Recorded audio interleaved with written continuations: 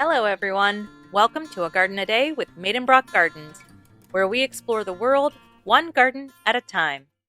Today is May 4th. Today's garden is the result of one man's love of one type of flower. The man was Brewster Rogerson, the flower was the clematis, and the garden is Rogerson Clematis Garden in West Linn, Oregon. In 1971, Brewster Rogerson was a professor of English literature at Kansas State University when he discovered his love of clematis. By 1975, he had become a serious collector of the plants, and by 1981, he had amassed a collection of 100 clematis plants. He retired from teaching that same year and moved his collection to Eugene, Oregon, a climate better suited for growing his beautiful flowers. In 1984, Brewster Rogerson became a founding member of the International Clematis Society.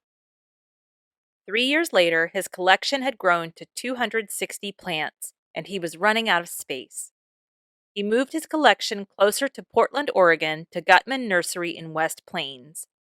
In 2005, at the age of 84, Brewster Rogerson transferred ownership of his collection to the new nonprofit set up to care for his plants, the Friends of the Rogerson Clematis Collection. The Friends found a new home for the collection at Lusher Farm. The farm was once a dairy farm owned by Rudy and Esther Lusher, and today operates as an educational facility owned by the city of Lake Oswego. The farm includes a variety of gardening and farming programs, one of which is the Rogerson Clematis Garden. The collection at that time numbered at 900. The Friends moved the plants to a greenhouse on the farm in December 2005 and began planting in spring of 2006. Today, the garden is still maintained by Friends volunteers.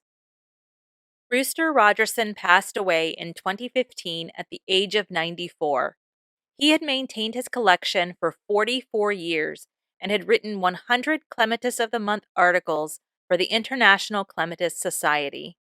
He's also given credit for introducing many new varieties of clematis to the United States. Today, the Rogerson Clematis Garden contains the most comprehensive collection of clematis in a public garden and is the only clematis collection to receive accreditation in all of North America. Today, the garden's collection numbers more than 2,300 plants representing 946 species or varieties of clematis. From rare species and historic hybrids to newer introductions, the collection includes fragrant climbing vines and more shrubby varieties. There are 15 display gardens, each with a different theme. There is the heirloom garden that contains clematis that were available before World War I, and the modern garden of varieties available after World War II. There are also displays that represent various regions of the world. The flowers were planted around the house with companion plantings to offer inspiration to visitors for bringing clematis into their own gardens. The full garden spans only about an acre. There are flowers that bloom at different times of year, but if you're able to visit in May and June, you'll enjoy seeing the blooming clematis in the heirloom garden. Here the vines intertwine with the blooms of old garden roses. The garden offers plant sales and classes on growing clematis throughout the year. The garden is open daily from dawn until dusk.